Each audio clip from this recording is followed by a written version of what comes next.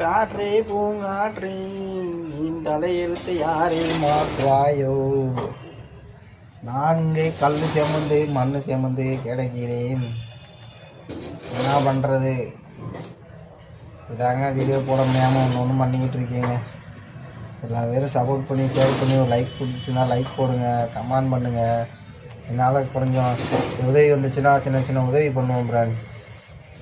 இதுக்கு ஏழை ஃபேமிலிகளுக்கெலாம் சப்போர்ட் பண்ணி ஷேர் பண்ண மாட்டேறீங்க.